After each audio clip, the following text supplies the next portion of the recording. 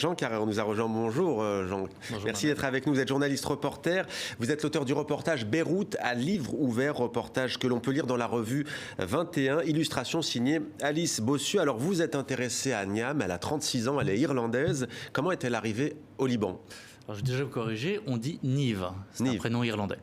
Comment elle est arrivée au Liban ? Elle est arrivée au Liban au début des années 2010, voire fin 2009. Un peu par hasard, qu'est-ce qu'elle a fait ? Elle a commencé par éditer des manuels scolaires. Ouais. Un peu, elle avait répondu à une annonce comme ça, elle s'est retrouvée à bosser là-bas pendant... Voilà. Et maintenant, 10 ans plus tard, elle y est encore, et donc elle tient cette librairie.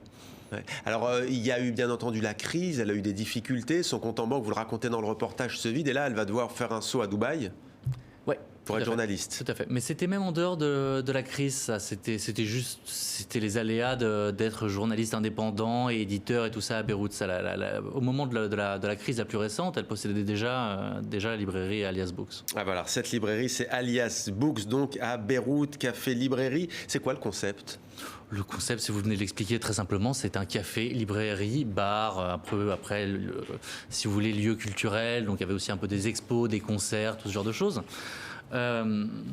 Mais c'est avant tout une librairie. C'est ça l'esprit du truc. C'est Nive est une passionnée de littérature et ce qu'elle voulait, avant de devoir un peu si vous voulez, pour des raisons économiques, pour des raisons d'expansion, un peu devenir cette espèce de truc multifacette, elle voulait surtout vraiment tenir une librairie. Ouais. Livre en arabe, en anglais, en français, on imagine, pays en francophone, français, ça arrive. Ça commence à arriver. Normalement. Enfin, pas tout de suite d'ailleurs. D'après l'explosion, tout leur stock a quand même été pulvérisé. Donc. Alors Nive, donc, vous l'avez dit, Nive, c'est bien ça, pourtant ça s'écrit N-I-A-M-H, donc elle est irlandaise. Et vous écrivez, Nive, avec son arabe parfois hésitant, est bombardée chef de clan. L'équipe compte des sunnites, des chiites, des réfugiés syriens, des druzes, des chrétiens. Et ouais, rit-elle, un vrai cliché, une carte postale idyllique du Liban. Racontez-nous comment cette bande a pu se former et qu'est-ce qui les unit au fond dans cette capitale qui est en prise à maintes difficultés, si l'on peut dire. C'est différentes choses. Tout d'abord, c'est pas un choix. Enfin, c'est juste Nive prend les gens un peu qui passent, tout simplement. Donc ça s'est fait un peu par hasard, cette équipe hétéroclite. Et c'est aussi un truc générationnel. Et aussi peut-être pas vraiment de classe, mais c'est des jeunes tous assez ouverts, assez modernes, qui en fait on n'a un peu rien à cirer de tout ce qui est des origines sociales, religieuses.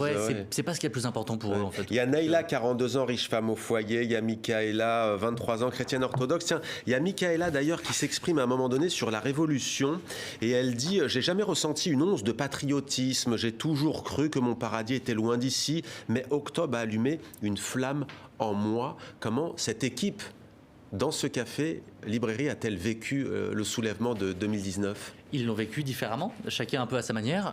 Certains ont été extrêmement impliqués dès le départ, pour ensuite d'autres ont été impliqués puis ont commencé à un peu s'en éloigner quand c'est devenu violent. Enfin, ça a été vécu assez différemment. Ce qu'il y a eu de commun, en fait, c'est l'espèce d'action qu'Alias a menée un peu au hasard, un peu si vous voulez, à l'aveugle, un peu par petite tentative, qui est devenu en fait une espèce de lieu de rassemblement pour des gens qui allaient et revenaient aux manifs. C'était un lieu où, je sais pas, elle distribuait de l'eau gratuitement, elle laissait les gens rentrer, se reposer, aller aux toilettes. Il y a eu, je sais pas, parfois des blessés qui sont rentrés se faire retaper un petit peu. Nive, vous le dites, vous écrivez, Nive accroche un écriteau sur le trottoir. Entrez, vous reposez ou vous abritez, vous êtes les bienvenus. Ancienne coordinatrice d'ONG, Naïla, elle, a réussi à se faire envoyer des tentes, des couvertures et des kits de premiers secours pour aider les manifestants. On voit, on ne va pas encore insister sur le mot résilience, mais en tout cas sur cette manière de se renouveler, d'aider, d'être solidaire à Beyrouth. Il y a eu l'explosion du 4 août, dramatique. Et puis, bien entendu, cette pandémie, elle a dû d'ailleurs, elle le dit elle-même, réduire les salaires au sein de son café. Là, c'est très simple, il n'y a plus de salaire. En ce moment même, parce que la librairie a fermé ses portes à nouveau. Elle a rouvert après l'explosion en un temps assez record, c'est-à-dire que l'explosion a eu lieu le 4 août. Le 5 août, à 8h ou 9h du matin, j'étais avec Nive, alors que Nive avait été assez salement blessée. Moi, j'étais quand même assez secoué aussi également, je vais être honnête. On était à la librairie le matin, le lendemain même, alors que c'était un champ de ruines.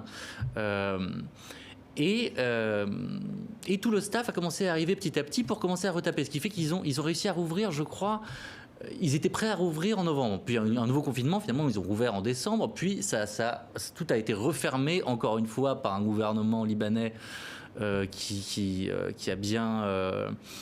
si vous voulez, qui a démissionné le 20 août, je le rappelle, et qui n'a toujours pas trouvé de remplacement. Crise politique. Exactement. Quoi, oui. Donc non, ils sont fermés depuis le 7 janvier, là.